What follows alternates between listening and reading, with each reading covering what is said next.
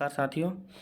पर्यावरण संरक्षण अधिनियम 1986 जिसको इन्वायरमेंट प्रोटेक्शन एक्ट 1986 कहा जाता है, इसकी डेफिनेशन और बेसिक फीचर्स क्या क्या है उसके बारे में आज पढ़ेंगे। पर्यावरण संरक्षण अधिनियम 1986 जो लागू किया गया, उसका जो मुख्य उद्देश्य था पर्यावरण के संरक्षण और सुधार के लिए एवं उससे संबंधित विषयों का उपबंध करने के लिए ये अधिनियम बनाया गया था। इसको राष्ट्रपति की स्वीकृति है और 23 मई 1986 में मिली थी और ये लागू हुआ था 19 नवंबर 1986 से। तो इसको राष्ट्रपति की मंजूरी मिल गई 23 मई 1986 को और 19 नवंबर से ये लागू हुआ था। इसमें कुल 4 अध्याय हैं और 24 धाराएं हैं। छोटे छोटे 4 अध्यायों में बांटा गया है जिसमें टोटल 6 धाराएं हैं। ठीक है। अध्याय 1 का जो नाम है वो प्रारंभिक धारा, उसमें 1 और 2 है। अध्याय 2 है उसमें केंद्रीय सरकार की साधारण शक्तियां जो है उसके बारे में बताया गया है, जो धारा 3 से 6 तक है। अध्याय 3 जिसमें का नाम है पर्यावरण प्रदूषण का निवारण, नियंत्रण और उपशमन, इसमें धारा 7 से 17 तक है। अध्याय 4 जिसको हम मिसलेनियस बोल सकते हैं, विविध बोल सकते हैं, जिसमें बाकी जो भी कुछ है वो सारा अध्याय 4 में डाला गया है, जिसमें धारा 18 से 26 तक है। तो हमें एग्जाम के पॉइंट ऑफ व्यू से इन चारों अध्यायों का नाम और हर अध्याय में कौन कौन सी धारा आती है ये थोड़ा ध्यान रखना है। और इसमें लगभग जो इम्पोर्टेंट है वो है जो अध्याय 2 है केंद्रीय सरकार की जो साधारण शक्तियाँ हैं उसके बारे में थोड़ा रहेगा। बाकी आप चारों अध्यायों का नाम याद कर लो और उसमें कौन कौन सी धाराएँ आती, 24 धाराएँ आती है, किस अध्याय में कितनी धाराएँ आती है वो याद रखना। ठीक। अध्याय 1 है जो प्रारंभिक, इसमें धारा 1 में क्या है, इसका संक्षिप्त नाम, विस्तार एवं लागू कहाँ का होगा, ये धारा 1 में आता है। पर्यावरण संरक्षण अधिनियम 1986 जो संपूर्ण भारत पर 19 नवंबर 1986 को लागू हुआ। ठीक है। धारा 2, इसमें धारा 2 में परिभाषाएं हैं। धारा 2 इम्पोर्टेंट है, इसमें लगभग जितनी परिभाषाएं हैं उसके बारे में दे रखा है, तो इन परिभाषाओं में से ही कोई ना कोई क्वेश्चन आएगा।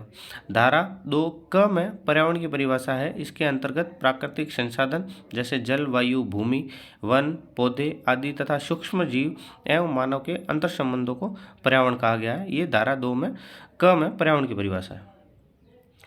धारा 2 की उपधाराएं जो है, जैसे धारा 2 में क हो गया पर्यावरण का, धारा 2 ख में पर्यावरण प्रदूषक कौन कौन से होंगे उसकी परिभाषा है। धारा 2 ग में पर्यावरण प्रदूषण की परिभाषा क्या है। धारा 2 घ में किसी पदार्थ से संबंध में जो संभालना है उसकी परिभाषा। धारा 2 अंग में परिसंकट में पदार्थ क्या होंगे उसकी परिभाषा है। धारा 2 च किसी कंपनी या कारखाने का अधिष्ठाता कौन होगा उसकी परिभाषा। तो क्वेश्चन में क्या पूछा जाएगा, निम्न में से इसकी परिभाषा जो पर्यावरण प्रदूषण की भाषा किस धारा के अंतर्गत आती है, तो उसका उत्तर आपको देख के लिखना पड़ा धारा 2 ग में। अध्याय 2 जो है इसका है केंद्रीय सरकार की साधारण शक्तियां कौन कौन सी होती है उसमें। तो इसमें जो धारा है उसमें आपको ध्यान रखना है, धारा 3(1) में पर्यावरण गुणवत्ता में सुधार, वो प्रदूषण के निवारण हेतु जो उपाय होंगे वो धारा 3(1) के अंतर्गत आएंगे। धारा 3(2) धारा 1 पर बिना प्रतिकूल प्रभाव डाले उपाय किए जा सकते हैं। ठीक है। जो धारा 1 पर प्रतिकूल प्रभाव न डाले वैसे उपाय किए जा सकते हैं। इनमें से 1 से उपायों में विभिन्न उपाय, गुणवत्ता के मापक, अनुसंधान, प्रचार प्रसार, पत्रिकाएं और कानून बनाना शामिल है।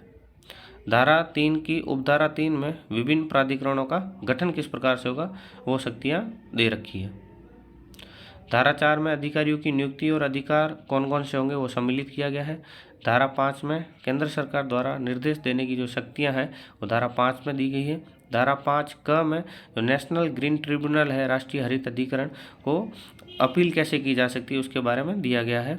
यह 2010 में जोड़ा गया था। तो ये इंपॉर्टेंट हो जाता है कि धारा 2 की उपधारा जो धारा 5 है, अध्याय 2 की जो उपधारा 5 है, इसमें क्या ना जो एनजीटी को अपील कैसे कर सकते हैं वो 2010 में जोड़ा गया। धारा 6 में किन विषयों पर नियम बनेंगे उनका उल्लेख किया गया कि राष्ट्रीय सरकार वो किस नियमों पर किन विषयों पर नियम बना सकती है, वो धारा 6 में जोड़ा गया है। अध्याय 3 है उसका नाम है पर्यावरण प्रदूषण का निवारण, नियंत्रण एवं उपशमन। इसके अंतर्गत जो आएंगे धाराएं उसमें धारा 7 से 9 में निवारण के उपाय क्या क्या होंगे उसका है।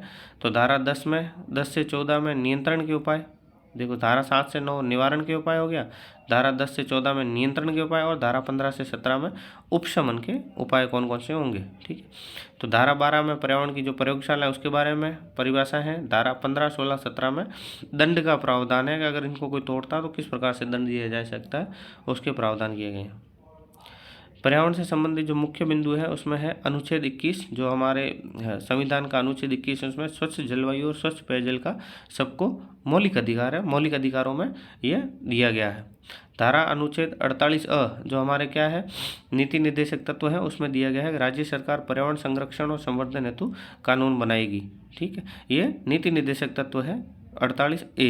एक मूल अधिकार में अनुच्छेद 21 हो गया, नीति निर्देशक तत्वों में 48A हो गया, और एक मौलिक कर्तव्य है जो व्यक्ति के रहते हैं उसमें अपने देश के प्रति, उसमें प्राकृतिक पर्यावरण के संवर्धन और संरक्षण का जो कर्तव्य है ये मानव को अपना पूरा करना है।